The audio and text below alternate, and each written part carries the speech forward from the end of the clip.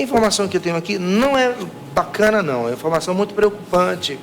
Ela é datada de 17 de abril de 2013. Protocolo agiliza a distribuição de pílulas do dia seguinte na rede pública. Documento normatiza fornecimento da pílula e dispensa receita médica. Um protocolo lançado pelo Ministério da Saúde pretende tornar mais ágil a distribuição de pílulas do dia seguinte para pacientes da rede pública. O medicamento, que já era distribuído gratuitamente, agora poderá ser fornecido sem uma receita médica emitida previamente. E mais, eu tenho aqui informações sobre a distribuição da pílula do dia seguinte no Chile, que incluirá menores de 14 anos, e a Justiça nos Estados Unidos decide que a pílula do dia seguinte será vendida sem receitas. Essas informações eu vou colocá-las, porque eu tenho aqui muitos dados disso que eu estou lhe falando agora, inclusive sobre o funcionamento da pílula do dia seguinte. Eu vou colocar daqui a pouquinho, no finalzinho do programa, no seguinte endereço, facebook.com/RicardoSaCN. facebook.com/RicardoSaCN. Vamos dar seguimento, Leila? Qual é a pergunta agora, querida? Para a Bia, a pessoa não quer ser identificada. Fui profissional de saúde na rede SUS, a qual preconiza indicar todos os métodos anticoncepcionais, inclusive a pílula do dia seguinte, e realizei várias indicações desses métodos. Minhas perguntas: devo me confessar? Os profissionais podem recusar de seguir as normas implantadas pelo SUS sem serem prejudicados? Então, com relação à confissão, você vai fazer o seu exame de consciência e, se você achar que sentir essa necessidade, procure um padre e converse com ele, né? Com relação a não preconizar, o que acontece? Eu conheço uma ginecologista de Bom Despacho, Minas Gerais, doutora Fabiola. Ela viveu essa experiência como você. Ela tem 20 anos que ela era ginecologista, até ela se dar conta do que ela fazia. Eu até queria um dia trazer ela aqui no programa. E ela foi tomando consciência desses, né, dos métodos contraceptivos, enfim. E ela resolveu assumir uma outra conduta médica. E ela hoje atende no SUS, lá, e ela ensina o método de ovulação Billings. Aí você diz, sem ser prejudicado, aí você vai ter que fazer a experiência, né? Porque ela, claro, quando ela se colocou... Com certeza ela deve, no mínimo, sofrer retaliações, pressões. Então, existe uma convicção. Primeiro, você tem que ter uma convicção, né, do que você vai ter como conduta, para que você faça, para que utilize essa conduta. E é o que ela está fazendo lá. Inclusive, está sendo muito bonito o trabalho, porque ela, há 20 anos, receitava, e agora ela mudou a conduta médica dela. Então, para os próprios médicos, ela está acabando sensibilizando os próprios colegas de trabalho, né? Fala, mas como? Aí, quando vem para ela, ela colocava DIU em todas as mulheres, né? Ela é médica do SUS. Aí ela diz, eu não coloco. Se o outro colega quiser colocar, pode ir lá para ele. Aí ela acabava dando a batata quente para os outros colegas. Enfim, isso foi trazendo discussão também entre os próprios colegas, né? E ela convicta do que ela resolveu como conduta. Então, pela força do testemunho. Exato. Então, você é um forte candidato a fazer essa experiência. Faça, por favor. Ok. Antes da próxima pergunta, eu só quero mandar um abraço muito querido para o Betão e para a Cris. São amigos em São Paulo. Inclusive, os dois vão estar presentes com a gente aqui no Aprofundamento para Namorados e Noivos, porque hoje os dois estão celebrando 19 anos de matrimônio. Coisa boa. Cris, Betão, meu beijo, meu carinho, minha oração e alegria de ter vocês na minha vida. Obrigado também pela audiência, acompanhando agora o nosso Trocando Ideias. Leila, a próxima pergunta, qual é?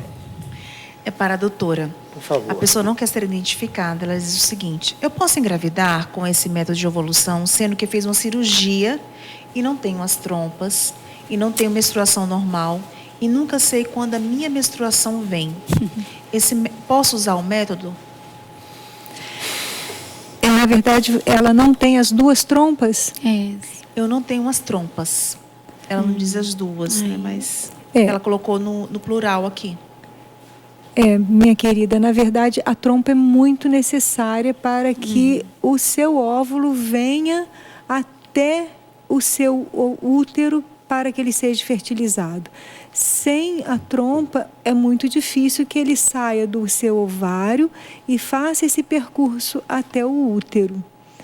Eu não sei qual foi o motivo, uma salpingite, alguma coisa que você tenha que ter sido operada, mas por causa desse problema do transporte, é bem complicado para que tenha a sua fertilidade. Do transporte do óvulo até o útero. Até o útero. Mas nada impede que você faça o método, porque você vai conhecer a sua fertilidade, vai conhecer a sua saúde, vai conhecer a presença da atividade do seu colo uterino.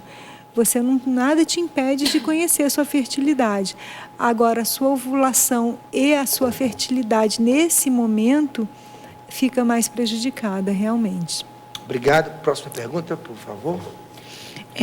A Simoneide Bia, ela pergunta o seguinte: posso ter uma orientadora virtual? Pode.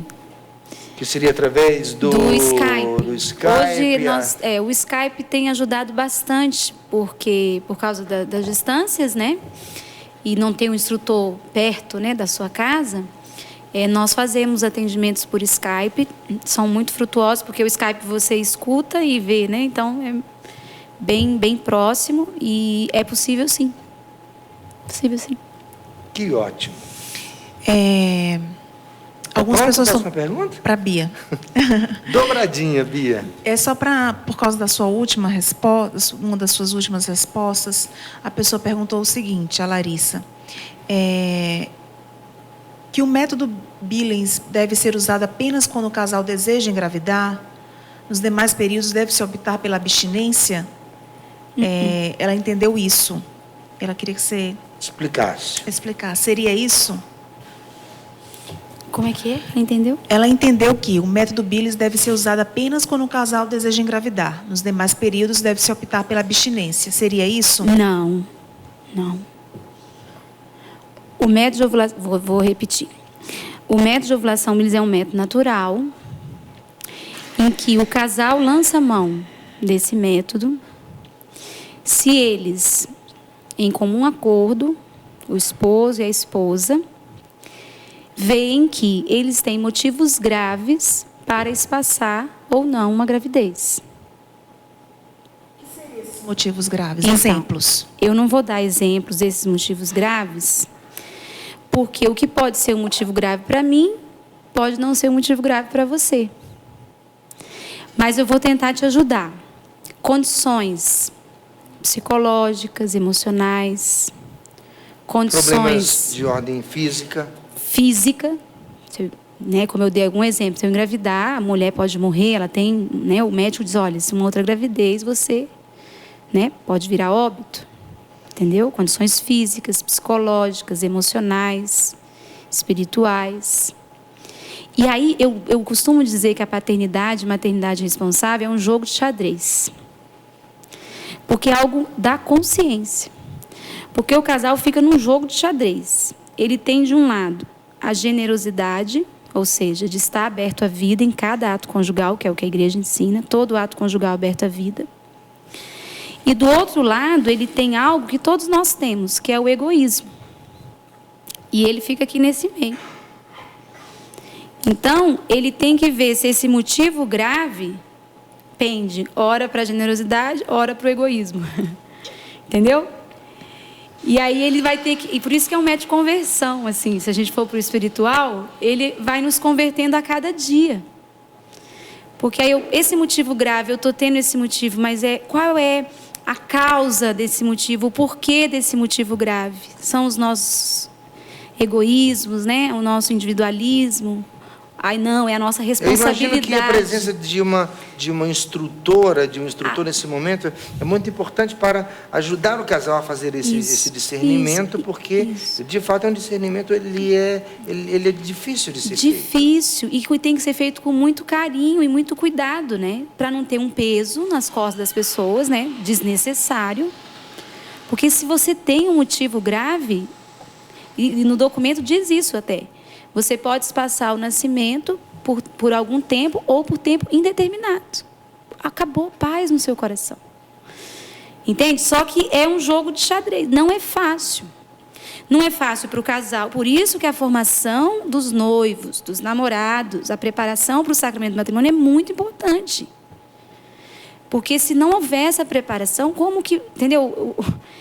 Vai viver, né, esse discernimento da paternidade, maternidade responsável. Porque é o que o sacramento do matrimônio espera de nós. Então você vai ficar nesse jogo aqui. Eu estou sendo egoísta ou estou sendo generosa? Eu estou sendo irresponsável ou estou sendo responsável? E essa resposta vai vir de vocês dois, do casal. Entendeu? Então, é algo que nos converte a cada dia, que faz a gente refletir sobre a vida, sobre a transmissão da vida que todo casal é chamado a viver no sacramento do matrimônio. Ok, alguns dados importantes para você. A lembrança do endereço do Semplafam. É o semplafam.org.br. Esse é o órgão aqui no Brasil que pode indicar para você cursos de instrução para o método Billings. E é importantíssimo que você conheça. Eu não sei se a Leila já abriu o site, se a gente puder mostrar, Priscila. Está dando probleminha aí? Isso, está aí o site do Semplafam. É nesse site aí que você vai obter informações, que você vai localizar, inclusive, instrutores que estão próximos da cidade aonde você está. Pois não, Bia, você ia falar? Pode colocar o blog.cançãonova.com/famílias novas, porque lá também tem os nomes dos instrutores. Ok. Só uma outra opção. cançãonova.com/famílias novas. A gente vai ver daqui a pouquinho. Enquanto a Leila procura aí, deixa eu fazer um convite para você. Eliana e eu estaremos fazendo a direção espiritual de uma peregrinação para a Polônia e para a Lituânia, fazendo uma peregrinação a partir da espiritualidade de João Paulo II, de Santa Faustina e de Jesus Misericordioso. Nessa peregrinação nós vamos até a Lituânia, onde está o primeiro quadro que foi pintado a pedido de Santa Faustina, o quadro que foi visto inclusive por ela. Vamos lá para venerá-lo. Uma linda peregrinação, ela acontecerá do dia 1º ao dia 15 de outubro. É fruto de uma parceria da comunidade Canção Nova com a comunidade Obra de Maria. E nós estaremos, é claro, em Cracóvia, vamos fazer um dia inteiro de retiro no santuário da Divina Misericórdia em Cracóvia, no novo santuário que foi inaugurado pelo beato João Paulo II. Nós conheceremos a sua cidade natal, nós estaremos em Częstochowa, que é o santuário nacional de veneração a Nossa Senhora na Polônia, e uma peregrinação que será inclusive emoldurada, que nós teremos no começo e no início a 2 santuários marianos, um em Portugal e outro na Alemanha. Informações sobre essa peregrinação pelo telefone 0 operadora 12 31 86 20 55. De 1º a 15 de outubro, Eliana e eu gostaríamos muito que você viesse conosco, inclusive o Padre Arlon, da comunidade Canção Nova, vai estar junto com a gente, ok? Temos tempo ainda de responder a sua pergunta sobre o método de ovulação Billings. Para quem é a próxima pergunta, Leila? Para a doutora. A pessoa não quer se identificar, ela diz o seguinte: tenho 36 anos, estou casada há 3 anos, tenho pequenos miomas, já fiz cirurgia para a retirada dos miomas, e meu marido tem deficiência na quantidade de espermas, em torno de 20%, de espermas saudáveis. Posso engravidar naturalmente ou somente por fertilização? Essa é a pergunta dela. Ela faz outra pergunta: e o que a igreja pensa da inseminação artificial? Obrigado, Leila. Ótima pergunta. Boa noite. Então, em relação à sua condição, é claro que são 2 condições complicadas, né? A quantidade da espermatogênese do seu esposo e a sua condição também da miomatose uterina. As 2 condições já são difíceis, porque se você tivesse só a miomatose, o seu marido só tivesse a diminuição da espermatogênese, mas são ambos com a dificuldade. Então, são as duas condições que aumentam a condição da infertilidade, entende? Então, normalmente, quando o casal procura o tratamento da infertilidade, é porque o casal tem, ambos, algum problema. Por isso que aumenta a condição da infertilidade, entende? Por isso que, assim... Concretamente, o que ela deve fazer, doutora? Ela já está fazendo, ela já está em procura disso, por isso ela já descobriu, por isso ele já buscou a fazer o espermograma, ela já descobriu que ela tem os miomas. De que forma o método de ovulação Billings pode ajudá-los? Então, talvez ela buscando o método de ovulação Billings, ela vai conhecer o dia correto da sua ovulação, buscando esse dia correto com essa espermatogênese, ela vai conseguir o exato dia da sua ovulação, e isso vai facilitar verdadeiramente o dia correto, porque a gente só ovula um dia. E esse único dia é o dia ideal da condição dela da ovulação. E isso é muito bom. E se ela conseguir nesse dia, que é o melhor dia da sua ovulação, você tem maior chance para conseguir a sua gravidez. E isso é muito bom. Quanto à fertilização in vitro, realmente a igreja ela é absolutamente contra qualquer condição que seja fora do ato conjugal. É exatamente isso. E eu queria aproveitar para mandar um abraço para o meu pároco, Padre Newton, que deve estar nos assistindo a essa hora. Ok, que bom. Um abração também para o Padre Newton. Newton. Obrigado, Padre Newton, por sua audiência. Abençoe-nos, por favor. O assunto aqui é tão importante. Leila, por favor. Para Bia retomar a questão da amamentação, muitas mulheres estão dizendo que engravidaram nesse período, são usuárias do método, e durante a amamentação engravidaram. A menstruação desregulou, elas não observaram direito. Então, para explicar um pouquinho melhor esse período de amamentação e o método. A Leila dá uma informação aí que eu não sei se de fato está contida na pergunta, que ela fala assim, elas não se observaram direito. Essas senhoras dizem isso? Algumas sim. Algumas sim. Não conseguiram observar direito a ovulação por causa da menstruação desregular. Então, a amamentação, como a gente explicou na outra pergunta, é o retorno dessa fertilidade, que a gente não sabe quando ela vai voltar. Se engravidou, é porque retornou a fertilidade, correto? Porque não tem como engravidar sem o retorno da fertilidade. E a eficácia do método, por isso que a gente falou, é o uso do gráfico, que a Clara até tem ali, que é um registro diário.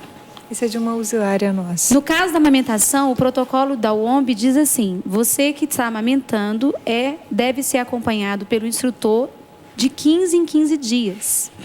Então, aqui no Padre Pio, no posto médico Padre Pio, os casos de amamentação, pós-pílula e pré-menopausa, nós fazemos esse atendimento quinzenal. Então, o casal retorna a cada 15 dias. Porque nós vamos monitorando esse retorno da fertilidade. Que é como vocês disseram, né? Por um motivo ou outro, vocês não observaram esse retorno da fertilidade. Sem uma instrutora fica mais difícil, né? Fica impossível. Então, na amamentação, de fato, exige, além do gráfico, que é uma condição, e da instrutora, um acompanhamento mais frequente para ver o retorno dessa fertilidade. E se engravidou, é porque a fertilidade retornou. Na maioria dos casos, eu penso que a Leila, inclusive, ela comenta aí que tem um número imenso de perguntas. Uma das grandes dificuldades está justamente nesse período de amamentação, não é isso? Porque requer um pouco mais de observação da parte da mulher, requer mais paciência também, do caso, para o marido, por causa da própria psique do homem em relação à vida sexual, que é completamente diferente do modo como uma mulher se comporta, principalmente porque ela tem agora uma dedicação toda especial para amamentar o filho. Neste momento, o casal precisa se encontrar muito para conversar e reformular, talvez, suas opções pelo método de ovulação bíblica. Sem dúvida. Uma coisa que dificulta muito a amamentação é que a mulher tem como referência a menstruação. Então nós voltamos àquele ponto. Ela não, isso que você falou é muito importante. importante. Eu só vou dar esse ponto antes, porque ela fala assim: ela teve o bebê, né, fez o parto, e aí ela está esperando quem? A menstruação.